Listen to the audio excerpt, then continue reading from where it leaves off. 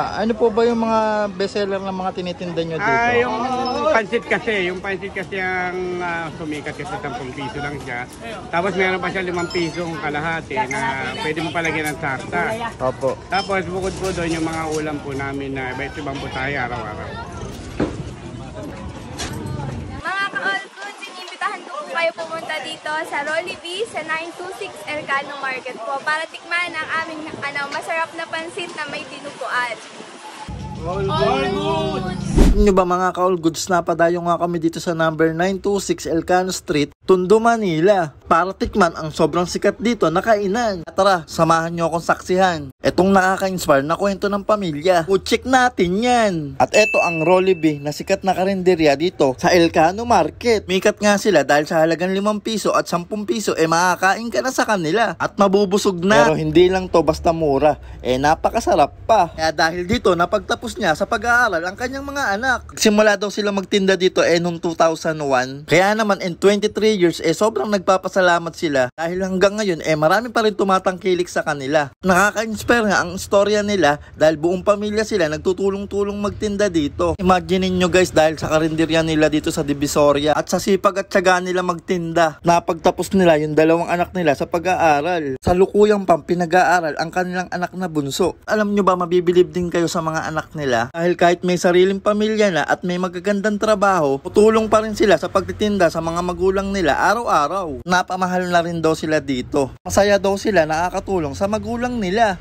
at sa ibang tao, lalo na sa mga kapwa sa buhay at nagtitipid. Ano naman kasing hindi dahil 10 piso lang isang order nila sa pansit. Sa kalahati naman 5 piso lang. Plus, lahat ng klaseng ulam nila pwede mo pang itaping sa pansit. Mating nga kami dito sobrang daming tao. Halos ubos na yung trending nilang pansit. Doon lang mga 2 oras din kalahati. Kasi 4:30, 7:30.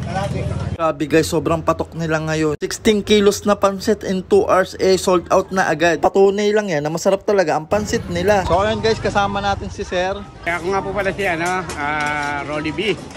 Ang may-ari ng karinderyang Jollibee. Tanong ko lang po, kailan po kayo nag-start magtinda? Bali, nag-umpisa po kami ng 2001 up to now. Ano po ba yung mga bestseller ng mga tinitinda nyo dito? Yung pansit kasi ang sumikat kasi 10 piso lang siya. Tapos meron pa siya 5 pisong kalahati na pwede mo palagyan ng sarsa. Opo. Tapos bukod po doon yung mga ulam po namin na iba't ibang po tayo araw-araw. Sir, paano po ba kayo nag-start magtinda dito?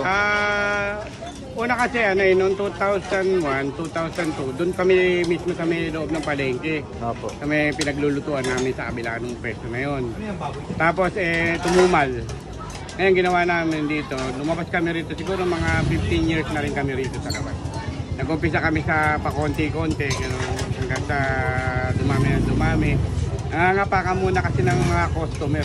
Opo. Bali yung mga kasama niyo po, mga anak niyo po sila? Yung 2 anak ko, yung isa pamangkin ng asawa ko. Lagi namin kasama yan. Saan po ba ito matatagpuan, sir?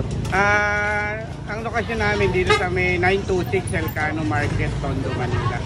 Sa harap mismo ng palengke ng Elcano. Anong oras po kayo nagbubukas dito? Bukas po kami ng 4:30 hanggang 10:30 ng gabi. Everyday po yun? Everyday po. Ito po.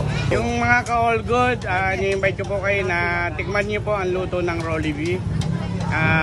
Para malaman niyo na kung masarap o hindi. Kayo na po ang bahalang busga. Bukan niyo po, puntahan niyo po rito sa 926 Elcano Market, Tondo, Manila.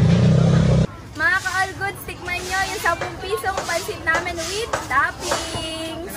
May toppings po na dinuguan yon at iba pa. Ma'am, tiga saan po kayo? Quezon City. Lagi po kayong kumakain dito? Nung nakita namin, madalas na kami kumain. Kumusta naman po yung lasa ng nila? Affordable, masarap. Pangmasa talaga yung price. So ayun mga ka-all goods, ito nga pala yung mga in-order ko sa kanila. Okay, unahin na natin tong 10 pisong pansit nila na sobrang nag-trending talaga sa kanila. Plus, may toppings pa na dinuguan. Grabe, nakakatuwa sila, ang daming natutulungan. Kinikita pa kaya ang mura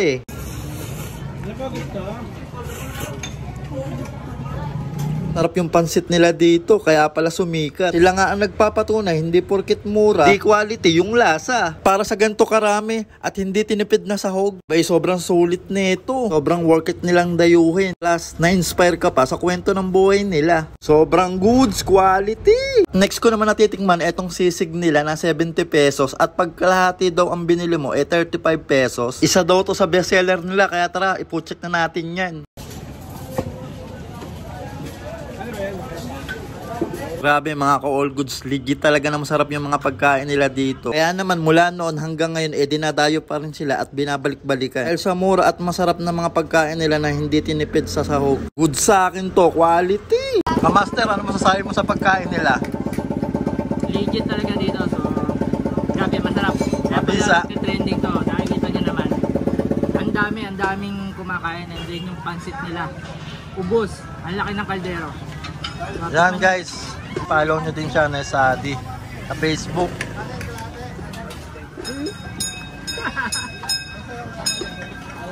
So ayun mga ka-all good, siguro dito ko na rin po tatapusin yung video ko. Maraming salamat sa panonood at kung nagustuhan nyo naman po ang video na to, paki-like and share naman po. Salamat! Kabuhat! Peace out!